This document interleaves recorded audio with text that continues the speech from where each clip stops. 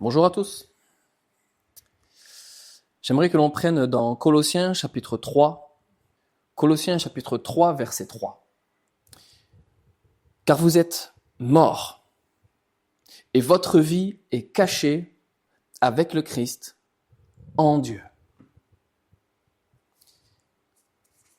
Également, le chapitre 2, le verset 10. La première partie du verset 10, la traduction d'Arby nous dit « Et vous êtes accomplis en lui ».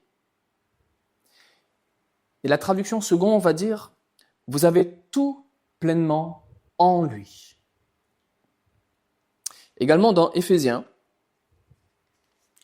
au chapitre 1, verset 3, l'apôtre Paul nous dit « Béni soit le Dieu et Père de notre Seigneur Jésus-Christ, qui nous a bénis de toute bénédiction spirituelle dans les lieux célestes en Christ. »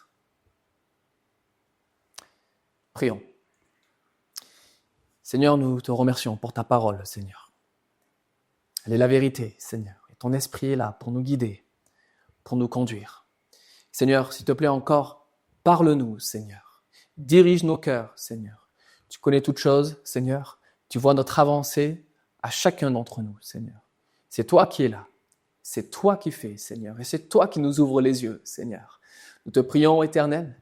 Donne-nous, Seigneur, d'avoir les yeux ouverts, de comprendre, Seigneur, ta parole. Ouvre-nous l'intelligence, Seigneur. Donne-nous un esprit de sagesse et de révélation pour comprendre que nous sommes en toi.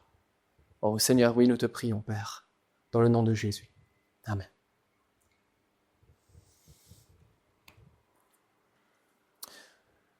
Nous avons vu ici donc trois passages que l'apôtre Paul va nommer en disant à chaque fois, je ne sais pas si vous avez remarqué, il y a un terme qui est très fort sur lequel il nous est dit en Christ.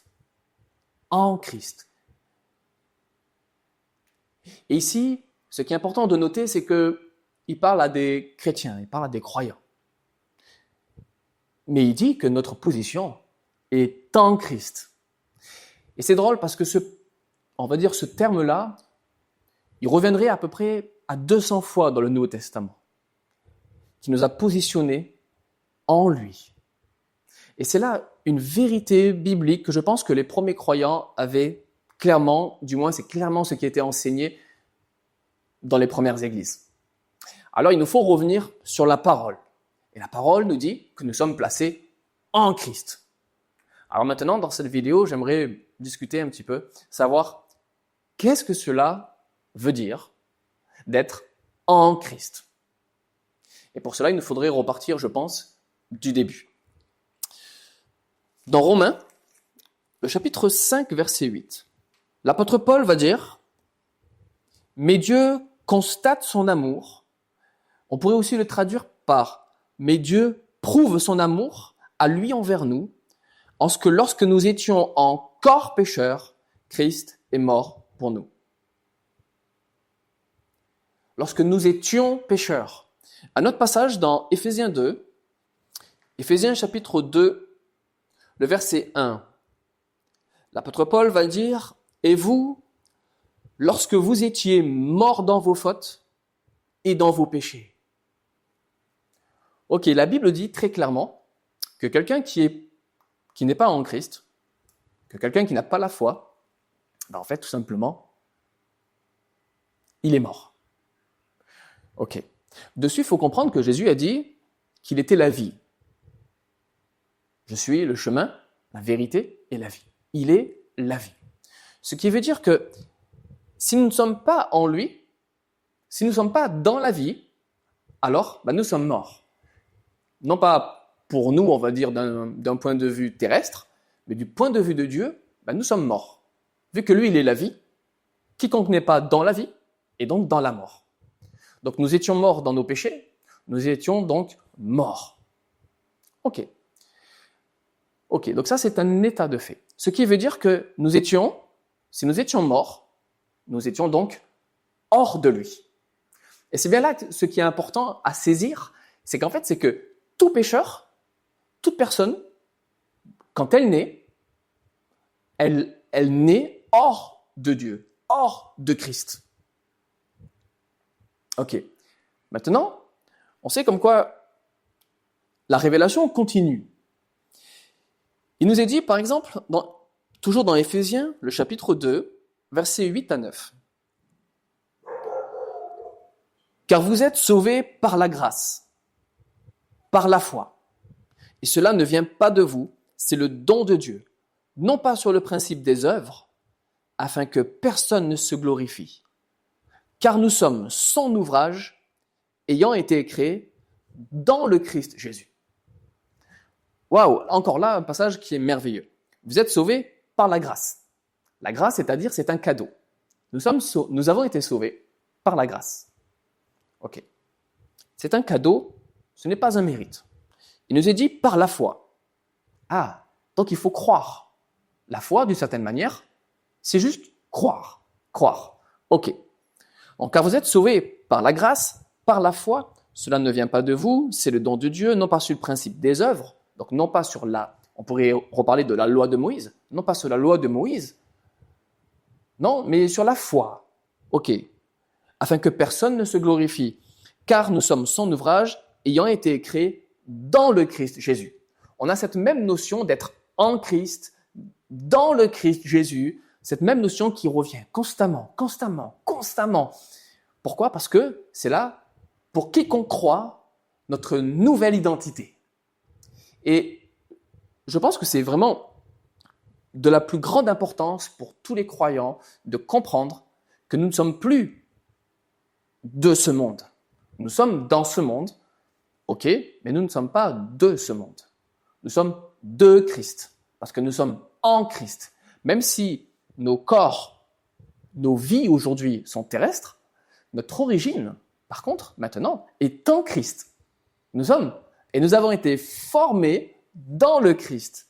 Et ça, c'est une grâce. C'est un véritable privilège. Il nous est dit, par exemple, dans Jean, l'évangile de Jean, au chapitre 1, versets 12 à 13.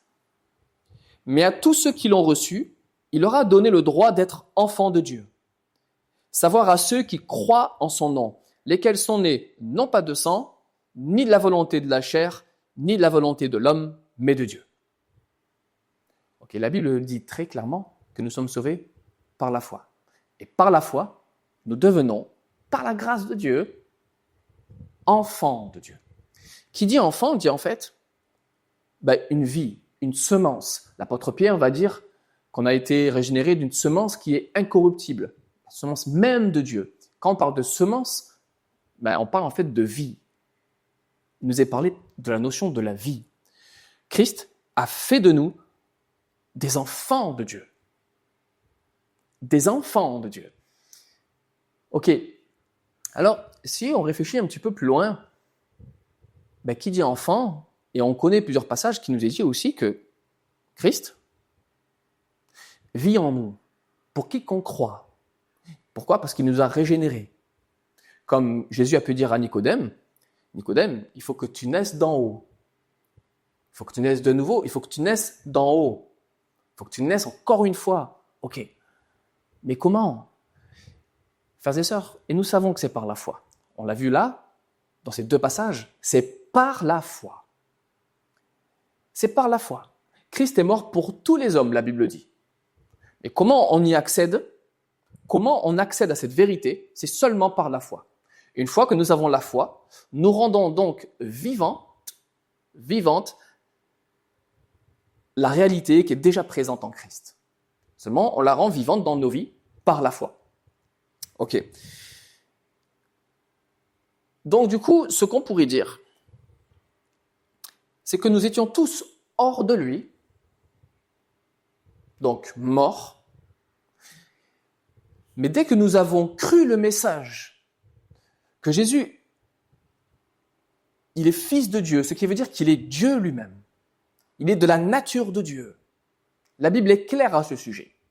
Il est de la nature de Dieu et qu'il a voulu descendre parmi les hommes pour porter notre condamnation, afin que quiconque croit en lui ne périsse point, mais qu'il ait la vie éternelle. La vie éternelle, c'est qu'il te connaisse, toi, le seul vrai Dieu. Ce qui veut dire que la vie éternelle n'est pas juste vivre pour toujours, vivre pour toujours en fait partie. Qui est l'Éternel? C'est Dieu. C'est Jésus. Donc c'est-à-dire qu'en fait, la vie éternelle, c'est Christ. C'est le Père. C'est la même chose. C'est la même vie. C'est cette source de vie. Ok. Une fois que nous croyons que Jésus est mort pour nous, qu'il a pris notre condamnation à la croix, lui qui a vécu sans péché, alors la Bible dit très bien. Et ça, pour beaucoup, et tous les croyants connaissent ça, c'est la première marche, la première étape.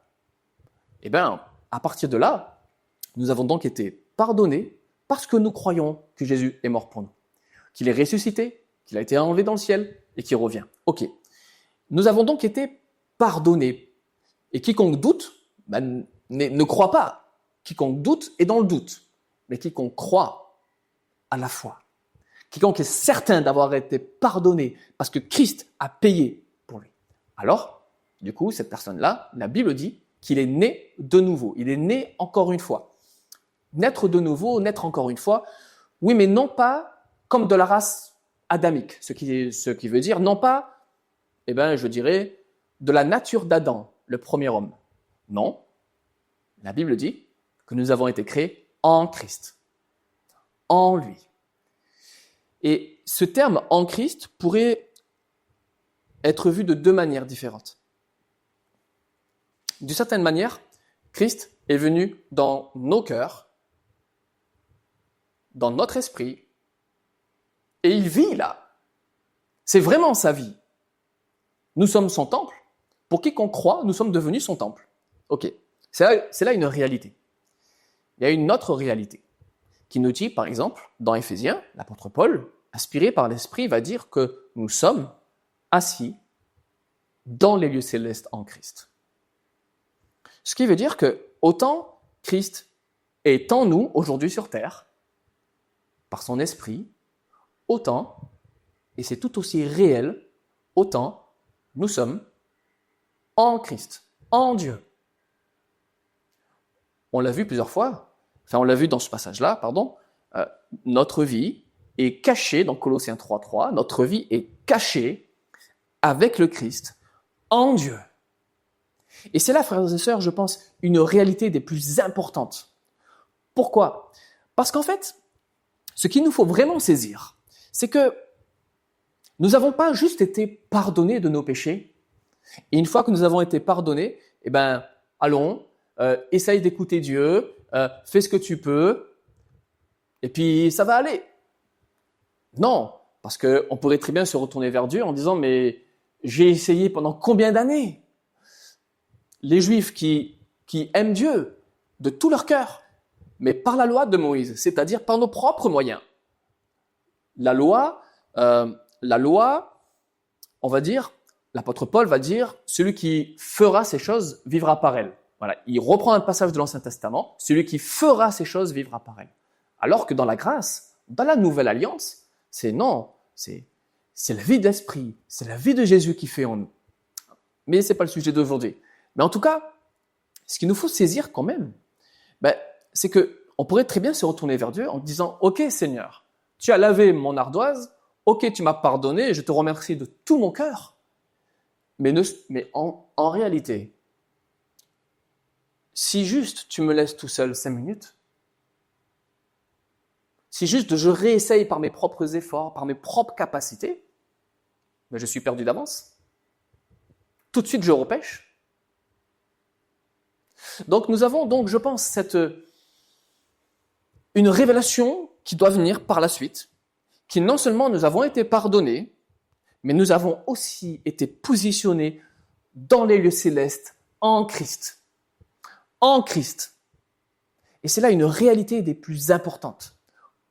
C'est une réalité des plus importantes. Pourquoi? Parce que cela change tout en fait. Cela change tout. Nous ne sommes pas laissés seuls. Il est là, il est avec nous, et nous sommes complètement en lui. Et j'aimerais qu'on développe un petit peu ça aujourd'hui sur le terme d'être en Christ. Parce que ce terme, comme je l'ai dit, il revient constamment dans le Nouveau Testament. Nous sommes en Christ, en Christ. Et j'aimerais vraiment que l'on comprenne ce que ça veut dire. Parce que le Christ dans lequel on parle, ce n'est pas, pardon, mais le petit Jésus de la crèche. Non, on parle là du Dieu tout-puissant. On parle là de celui qui s'est révélé. On parle là de quand Jean le voit, Jean tombe à terre. De quand Daniel le voit, il tombe à terre. De quand Paul, Saul de Tarse, le voit, tombe à terre. Et puis combien d'autres? Il est le roi des rois, le seigneur des seigneurs, qui s'est mis dans le corps d'un homme et qui a vécu comme un homme. Il n'empêche pas qu'il était 100% homme, mais aussi 100% Dieu. Alors, nous avons été placés dans le Christ. Waouh, quelle grâce, quel privilège. Est-ce que le Seigneur, là, nous demande, et j'encourage tout le monde à lire, en fait, la parole pour voir ce qui est écrit. Est-ce que là, il nous est demandé de s'efforcer d'être en lui, d'essayer de marcher d'une manière, je dirais, où on pourrait atteindre le but d'être en lui. Jamais dans la parole on voit ça.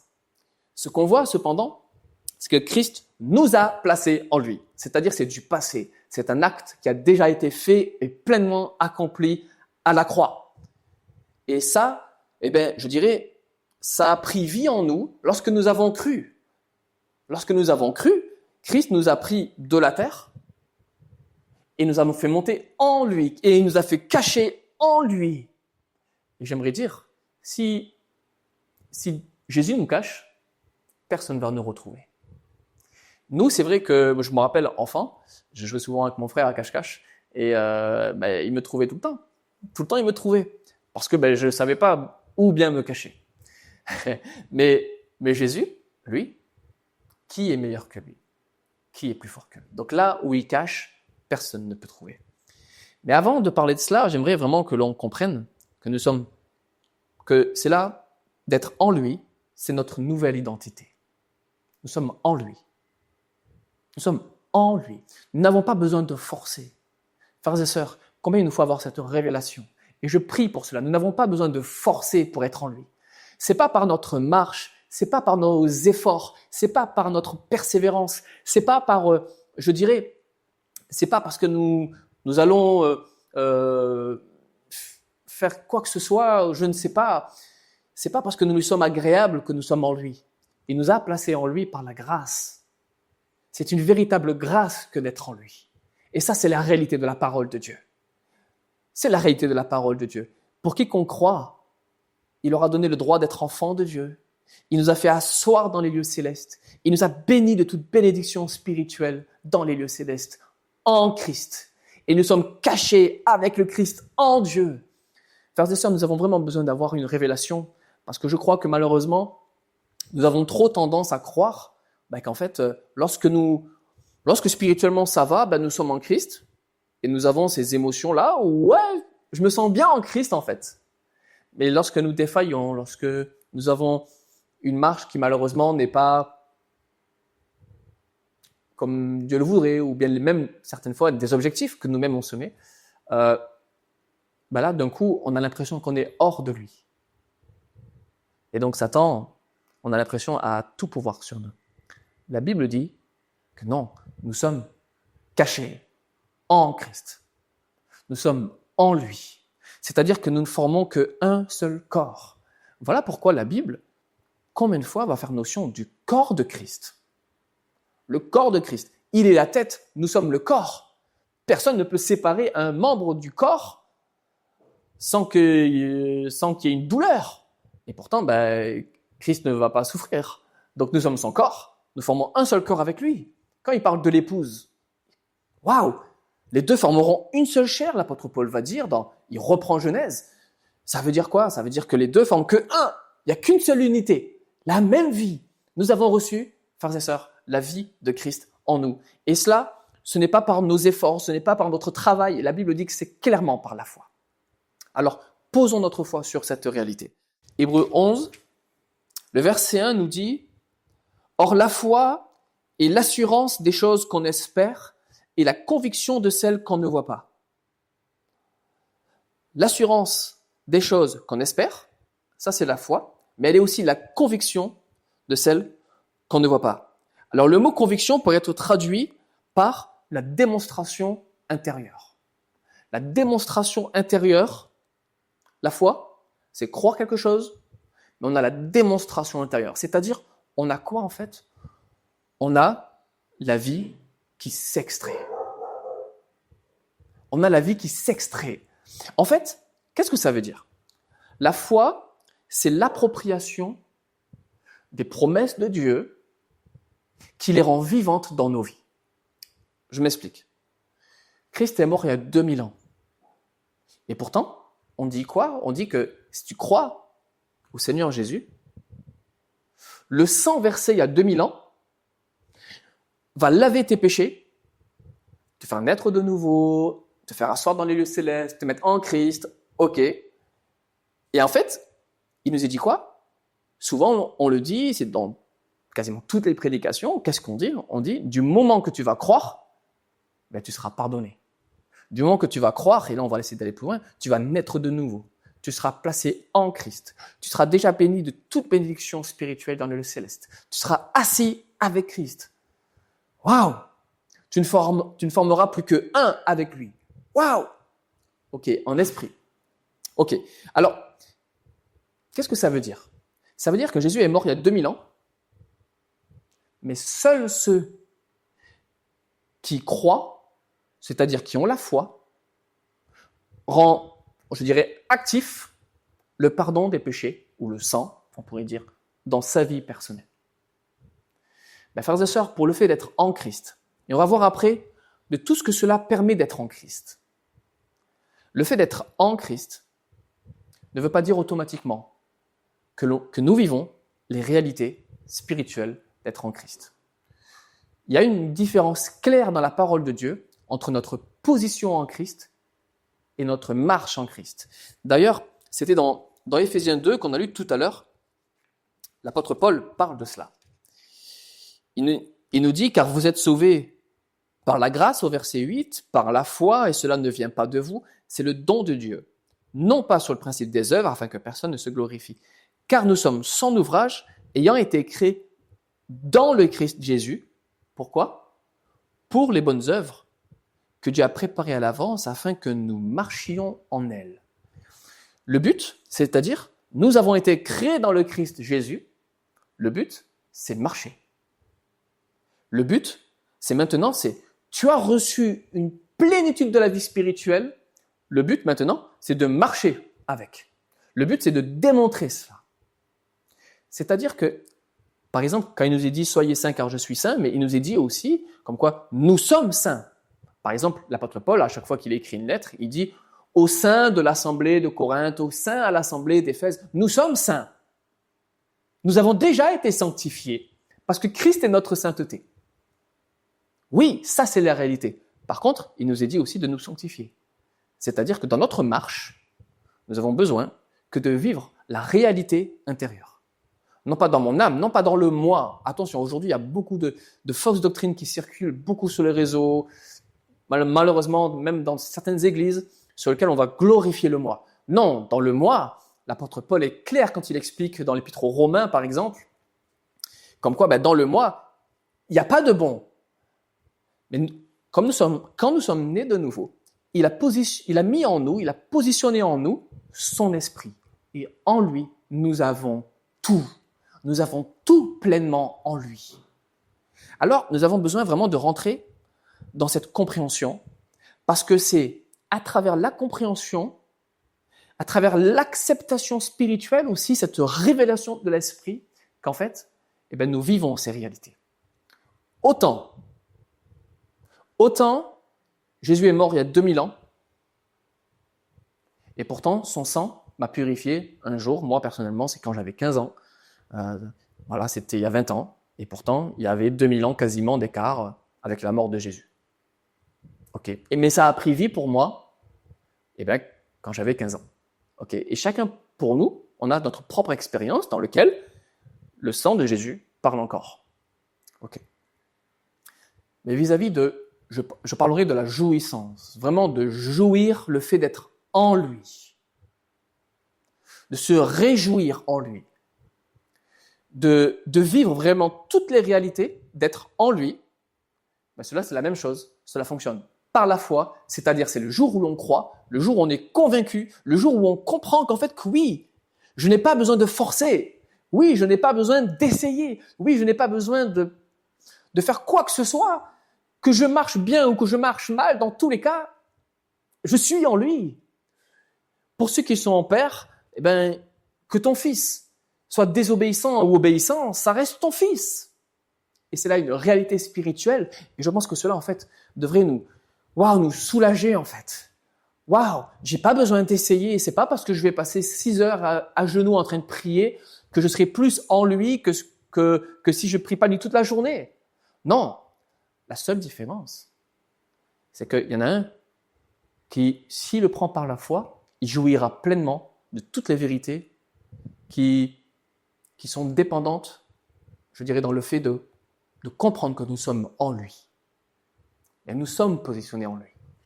Alors, j'aimerais que l'on prenne quelques passages rapidement sur qu'est-ce que ça veut dire d'être en lui. Dans Éphésiens chapitre 1, verset 3, on reprend le passage qui nous dit « Béni soit le Dieu et Père de notre Seigneur Jésus-Christ, qui nous a bénis de toute bénédiction spirituelle dans les lieux célestes en Christ. » Waouh! Béni soit Dieu de ce qui nous a bénis de toute bénédiction spirituelle.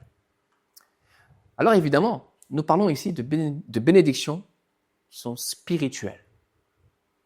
En Christ. En lui, nous sommes complètement bénis. Et là, moi, je trouve ça vraiment complètement merveilleux. Parce que ce n'est pas en question de nos efforts, ce n'est pas en question de notre marche. Cette réalité est vraie pour tous les croyants, pour tous ceux qui sont nés de nouveau, pour tous ceux qui croient que Jésus est mort pour eux à la croix, pour tous ceux qui croient qu'ils ont été complètement pardonnés, purifiés, lavés de tous leurs péchés, que l'on soit d'une dénomination ou d'une autre, d'une église ou d'une autre, que nous marchons bien ou pas, nous avons été bénis de toute bénédiction spirituelle. Attention, bénédiction spirituelle. Oui, pas matérielle. Spirituelle. Et l'apôtre Paul ici est clair. C'est pour ça qu'il va dire, et nous sommes assis dans les lieux célestes. Nous avons reçu les arts de notre héritage. Waouh, et puis il continue. Et lisez Éphésiens, combien c'est riche en fait d'enseignements vis-à-vis de, je dirais, les 3 premiers chapitres, surtout de notre position en Christ. Après, c'est vrai qu'il y a notre marche en Christ, mais il y a notre position en Christ. Et notre marche ne peut que dépendre de notre position. Parce que si nous voulons marcher, je dirais pour Christ, mais par nos propres efforts, par nos propres moyens, eh bien en fait, nous utilisons, je dirais, la nature du vieil homme. Et c'est là que du coup, on s'aperçoit, on se dit, mais non, en fait, je suis pas en Christ, c'est pas possible, je fais que tomber, je fais que pécher, et je demande pardon, et ça recommence, et je refais, et puis, waouh! Oui, bien sûr. Pour beaucoup, on a expérimenté cette vérité. Mais un jour, il nous faut saisir par la foi que nous sommes en lui. Et donc, nous sommes bénis de toute bénédiction spirituelle dans les lieux célestes en Christ. Dans Luc 15, un passage merveilleux que personnellement, je n'avais jamais lu comme ça. Et c'est un jour, il y a quelques années, que j'ai lu un livre de Andrew Murray, que je conseille vraiment les écrits, surtout dans la vie de l'esprit. Vous savez, c'est ce passage avec le fils prodigue, dans lequel il prend les biens, en fait, il prend les biens de son père, qui lui revenaient de droit, et puis il va les lapider en menant une vie de débauche dans un pays lointain, et puis, et puis là, à un moment donné, quand il a tout perdu, tout le monde s'est retourné contre lui, il est assis dans la boue, et puis, en train de manger à des cochons. Pour un juif, bon, on connaît, c'est pas la meilleure des positions. Et là, il réfléchit, et puis il se dit, je vais rentrer voir mon père, et puis je vais lui demander qu'il me réaccepte, mais comme un serviteur. Peut-être pas comme un fils, mais comme un serviteur. Alors il y va, et puis là, on connaît la, je dirais, la position du père qui dit, non, tu es mon fils, tu es mon fils. Tiens, prends l'anneau, prends le manteau, rentre à la maison, on va tuer le veau gras, et on va faire bonne chère, on va se réjouir. Waouh, quel passage merveilleux. Mais il y a une suite à ce passage. Et cette suite, je trouve qu'on on n'en parle pas assez. La suite nous dit qu'il y avait un autre fils, le fils aîné. Et ce fils, il était dans les champs, en train de travailler pour Christ, pour Dieu. Et quand il va entendre qu'il y a une fête, il va demander à un serviteur, mais qu'est-ce qui se passe? Et le serviteur va dire, ton frère est revenu. Et là, ton père est tellement heureux qu'il a tué le veau gras, et puis là, ils mangent, ils se réjouissent tous ensemble. D'une certaine manière, vas-y toi aussi. Et là, le frère va râler, il va rentrer dans une grande colère, il va pas comprendre, et il va dire, mais comment? Moi, je t'ai jamais trahi, jamais j'ai dilapidé tes biens, j'ai toujours mené une vie religieuse comme tu voulais, Seigneur. J'ai toujours été à l'église, j'ai toujours prié, j'ai donné mon offrande, je sais pas moi, j'ai toujours lu un peu ta parole, j'ai toujours fait ça pour toi, Seigneur. Et là, le père, quand il arrive, il voit son fils qui fait ça, et regardons ce qu'il lui dit. Il lui dit, mon enfant, tu es toujours avec moi, et tout ce qui est à moi est à toi. Mais il fallait faire bonne chère et se réjouir, car celui-ci, ton frère, était mort, et il est revenu à la vie. Il était perdu, et il est retrouvé. Le père lui donne ici une leçon très profonde. Bon, ok, réjouis-toi de ce que ton frère était mort et de ce qu'il est venu à la vie. Mais la leçon pour aujourd'hui, je pense dans lequel on devrait parler, c'est sur le fait qu'en fait, il dit, tout ce qui est à moi est à toi. Il fallait que tu rentres dans la maison. Qu'est-ce que tu fais dans les champs, en fait? Viens à la maison. Et cela, frères et sœurs, nous avons besoin d'avoir une révélation claire, sur le fait que, en fait, tout simplement, nous avons tout pleinement en lui. Nous avons tout. Il dit, clairement, tout ce qui est à moi est à toi. Alors, la question qu'il faut se poser, c'est, ok, qu'est-ce qui est à Christ? Qu'est-ce qui est à lui? Parce que tout ce qu'il a, nous l'avons. C'est là une réalité spirituelle. Attention, ça ne fait pas de nous des dieux. Non. Mais par contre, toute la réjouissance que nous avons en lui, tout ce qui est en lui, nous l'avons. Dans Jean 15, je ne vais pas le prendre, mais dans Jean 15, Jésus va faire une parabole aussi. Alors une parabole, c'est une image. Il va donner une parabole. Mais je pense que c'est bien plus qu'une parabole. Je pense qu'on pourrait parler là d'une réalité spirituelle. Il va dire, je suis le cep, vous êtes les sarments. Alors pour ceux qui connaissent, on trouve déjà ce passage-là complètement merveilleux. Mais là, pareil, il y a une vérité qui doit être plus profonde. Il est le cep. En fait, vous savez, le terme grec ici ne dit pas qu'il est le cep. Parce que le cep, c'est le tronc. Alors nous arrivons à différencier, ok, lui il est le tronc et nous sommes les branches, donc il est le cep, nous sommes les sarments, nous prenons de sa vie, ok, nous sommes dépendants de lui, ok. Je ne vais pas m'étendre sur cela, mais la Bible ne dit pas qu'il est le cep. La traduction grecque dit qu'il est la vigne. Il est la vigne entière. Il est le cep, il est les sarments. Mais dans ce qu'il est lui, nous sommes les sarments. Je dirais, il est le cep d'une certaine manière, alors c'est imagé tout cela, mais d'une certaine manière, il est le cep, lui, en tant que tête du corps, mais dans le corps, il est les sarments. C'est-à-dire, dans ses instruments, il est les sarments. C'est-à-dire que Christ est en nous. Christ fait complètement partie de nous et nous sommes complètement partie de lui. Nous avons cette dualité entre il est en nous, nous sommes le temple du Saint-Esprit, oui et amen, on en parle très souvent, mais combien de fois nous devons appuyer le fait que nous sommes tout autant en lui que ce que lui est en nous. Et c'est là une réalité spirituelle. Et tout ce qui est à lui est à nous. Si on fait du mal au sarment, à un frère ou une sœur en Christ, comme Saul de Tarse, au final, on persécute le cep. Voilà pourquoi Jésus va dire à Paul, « Saul, Saul, pourquoi me persécutes-tu » Et il va dire, « Mais je ne te persécute pas, Seigneur. » Waouh, nous avons ici en fait une réalité spirituelle qui vraiment là doit nous emmener dans des sphères qui sont beaucoup plus grandes.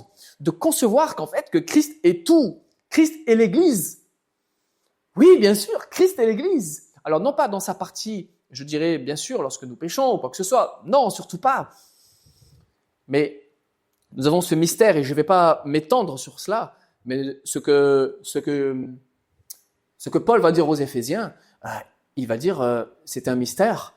Mais quand Adam va voir Ève, il lui dit, waouh, là je vois os de mes os, chair de ma chair. Et il va dire, moi je parle relativement à Christ et à l'Assemblée. C'est-à-dire, lorsque l'Église sera à l'image de Christ, quand il la voit, il dit, waouh, os de mes os, chair de ma chair, tu es moi, tu fais partie de moi, tu es prise de moi. N'est-ce pas Jésus qui a eu le côté percé, sur lequel on a pris une côte, comme Ève vient du côté d'Adam. Nous avons là une image aussi, une forme de parabole, un type de Christ. Adam est un type de Christ, Ève un type de l'Église, et nous avons cette union de vie. Et c'est bien cette union de vie, et les deux ne formeront plus qu'une seule chair. Et là, l'apôtre Paul dit, mais moi je parle relativement à Christ et à l'Assemblée. Waouh, il prend un passage de l'Ancien et puis il dit, waouh, ça c'est Christ et l'Assemblée. Nous avons donc là une réalité spirituelle. Nous sommes complètement en lui. Donc cette vie-là, cette nouvelle vie que nous avons reçue en nous, le fait que nous avons été positionnés en lui, qu'est-ce que cela nous apporte? Quels sont, je dirais, les attributs de cette vie? Parce que si on les connaît, en fait, on va y vivre naturellement à travers elle. C'est sans forcer. Je rappelle juste, c'est sans forcer. Nous n'avons pas besoin de nous efforcer pour vivre ces réalités parce qu'elles sont présentes déjà en nous, dans la nouvelle vie que nous avons reçue, mais dans le fait que nous sommes en lui. Nous sommes cachés en lui. Donc pas besoin de forcer, c'est une réalité. Le sarment n'a pas besoin d'essayer d'être dans le cep. Il est déjà dans le cep. Et ça, c'est une réalité. Si nous sommes les branches, il parle bien de notre unité avec lui. Et l'échange de la sève est complètement naturel. Il n'y a pas besoin en fait d'essayer. C'est comme ça. Plus nous essayons, je vous encourage à lire Romains 7, plus nous essayons, plus en fait c'est là que nous échouons. Plus nous vivons les réalités, plus nous disons nous louons Seigneur, gloire soit rendue à Dieu par Jésus-Christ. Waouh, tu nous as unis en toi Seigneur. Plus en fait on s'aperçoit que naturellement, l'esprit prend la place, nous on diminue, et du coup, qu'est-ce que cela nous apporte? Cela nous apporte, dans une façon très simple, la vie de Jésus dans nos corps mortels. D'une certaine manière, c'est la vie de Jésus qui vit, tout simplement. Si nous avons la foi dans ce que nous sommes placés en Christ, de ce que Christ est en nous, si nous comprenons que nous sommes en lui, en fait, naturellement, la vie de Jésus se manifeste. Et c'est là, je pense, un des secrets les plus beaux, en fait, que nous devrions avoir. Et c'est là une victoire qu'il nous faut avoir dans l'épreuve, Christ. Nous avons donc la vie de Christ. Quand Jésus dit « je vous laisse ma paix, je vous donne ma joie », il nous est parlé aussi de sainteté. Qu'est-ce que la sainteté? La sainteté, c'est Christ. C'est Christ lui-même. Il est notre sainteté. Donc, comment vivre en fait une vie victorieuse en Christ? C'est en Christ, c'est en lui, c'est dans la compréhension que nous sommes positionnés, placés, cachés en lui. Et alors là, naturellement, les choses se font. Pour terminer, j'aimerais parler de Jean chapitre 10, versets 27 à 30. Jésus va dire « Mes brebis écoutent ma voix, et moi je les connais, et elles me suivent. Et moi, je leur donne la vie éternelle et elles ne périront jamais et personne ne les ravira de ma main. Mon Père qui me les a donnés est plus grand que tous et personne ne peut les ravir de la main de mon Père. » Waouh! Ici, Jésus va dire quelque chose de fabuleux. il va dire pour terminer, nous sommes cachés en Christ. Nous sommes dans la main du Père, dans la main de Jésus. Et il va dire, et là, personne ne peut nous ravir de cette position que nous avons reçue en lui. Frères et sœurs, le fait d'être en lui nous donne une protection merveilleuse sur la vie spirituelle. Une protection merveilleuse. Nous sommes protégés et rien ne pourra nous séparer de lui. Rien ne pourra nous enlever cette vie. Rien n'est plus grand que Dieu.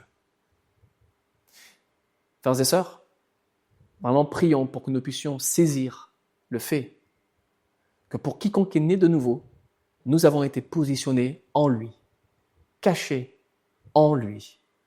C'est là une réalité spirituelle qu'il ne faut pas forcer, qu'il ne faut pas essayer, juste se rendre compte de tout ce que Christ a fait, du tout est accompli de la croix, de la puissance de la croix. Nous sommes morts et ressuscités avec lui. Waouh! Et maintenant, notre vie, c'est Christ. C'est Christ. Restez bénis. Seigneur, nous te remercions pour ce moment et nous te prions que tu puisses vraiment parler à nos cœurs, Seigneur. Parle, Seigneur, dans les parties les plus profondes, Seigneur. Révèle-toi, Seigneur, afin que nous puissions réaliser. Ouvre-nous les yeux, Seigneur, afin que nous puissions comprendre et poser notre foi, Seigneur, sur le fait que dans ta grâce, nous avons été positionnés en toi. Oui, Seigneur, s'il te plaît, fais-le. Tu es le seul capable d'agir dans cette sphère et nous voulons te faire complètement confiance, Seigneur. Merci. Dans le nom de Jésus, nous te prions, Père. Amen.